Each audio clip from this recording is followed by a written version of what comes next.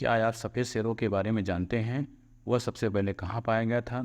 उसे कहाँ पर संरक्षित किया गया था? व्हाइट टाइगर के वंशज कौन हैं? पूरी दुनिया में कितने व्हाइट टाइगर हैं? व्हाइट टाइगर की धरती किस शहर को कहा जाता है? चलिए हम आपको बताते हैं। अगर यह जानकारी आपको अच्छी लगेगी तो कृपया चैनल को लाइक एवं सब्सक्राइब करें।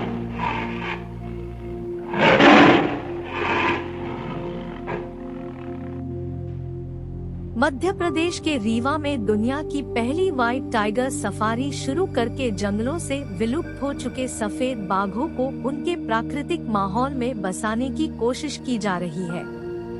आज से करीब 65 वर्ष पहले भारत में पाए जाने वाले सफेद बाघ शिकार की वजह से अपने घर यानी जंगलों से विस्थापित हो गए थे और तब से लेकर अब तक दुनिया भर में सफेद बाघ इंसानों के संरक्षण में पाले जाते हैं। इस वक्त पूरी दुनिया में करीब 200 व्हाइट टाइगर हैं और ये सभी इंसानों की कैद में हैं। व्हाइट टाइगर को भी रॉयल बंगाल टाइगर्स का ही वंशज माना जाता है, लेकिन जेनेटिक म्यूटेशन यानी जीन्स में बदलाव की वजह से व्हाइट टाइगर की त्वचा सफेद रंग की होती है। व्हाइट टाइगर शुद्ध रूप से भारतीय बाघ है। जरूरत से ज्यादा शिकार की वजह से व्हाइट टाइगर असम, पश्चिम बंगाल और रीवा के जंगलों से गायब हो गए हैं। सफेद बाघ के बारे में दर्ज की गई सबसे पुरानी जानकारी सन 1561 में अकबरनामा से हासिल की गई एक पेंटिंग में मिलती है। इसमें अकबर को 2 सफेद बाघों का शिकार करते हुए दिखाया गया है। यानी राजा महाराजाओं और अंग्रेजों के शिकार के शौक की वजह से भारत में सफेद बाघ लगभग लुप्त हो गए हैं। 25 मई 1951 को रीवा के महाराजा मार्तंड सिंह अपने शाही मेहमान जोधपुर के राजा अजीत सिंह के साथ एक बाघिन का शिकार करने के लिए सीधी के पनखोरा गांव को निकले। उन्होंने देखा कि इस बाघिन के साथ उसके 3 शावक भी थे, जिनमें से एक का रंग सफेद था।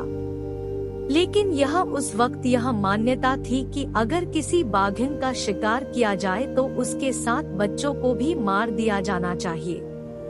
मार्तंड सिंह ने 2 बच्चों को तो मार डाला, लेकिन सफेद बाघ वहां से भाग गया।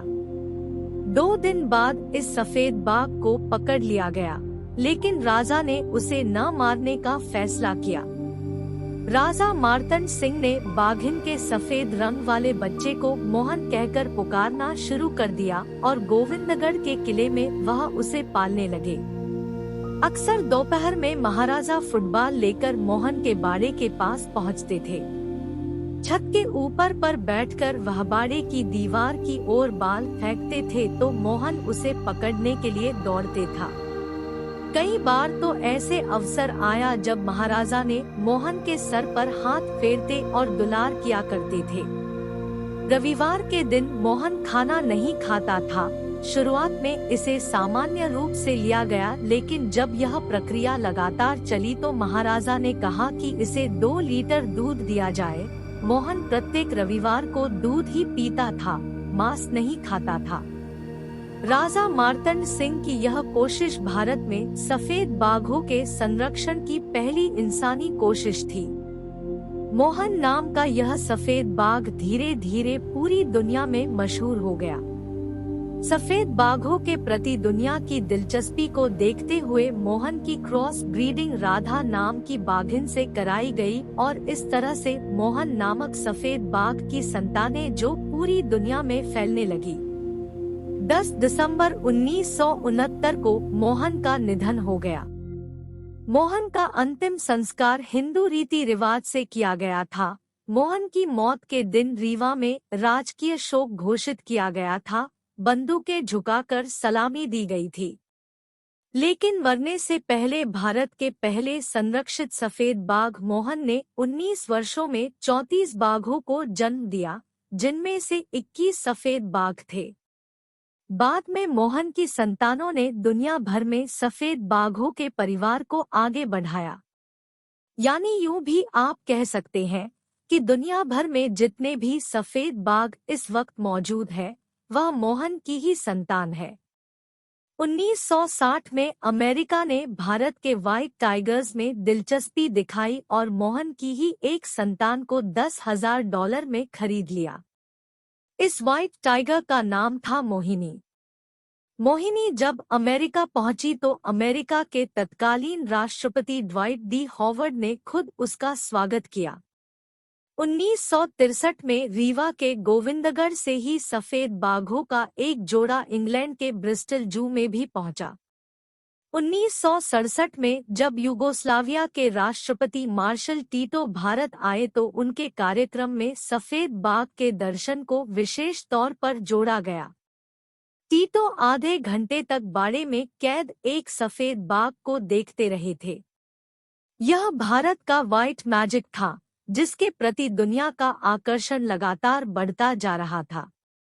हालांकि विडंबना यह है कि भारतीय व्हाइट टाइगर मोहन के वंशज आज भी दुनिया भर में कैद की जिंदगी जीने पर ही मजबूर हैं।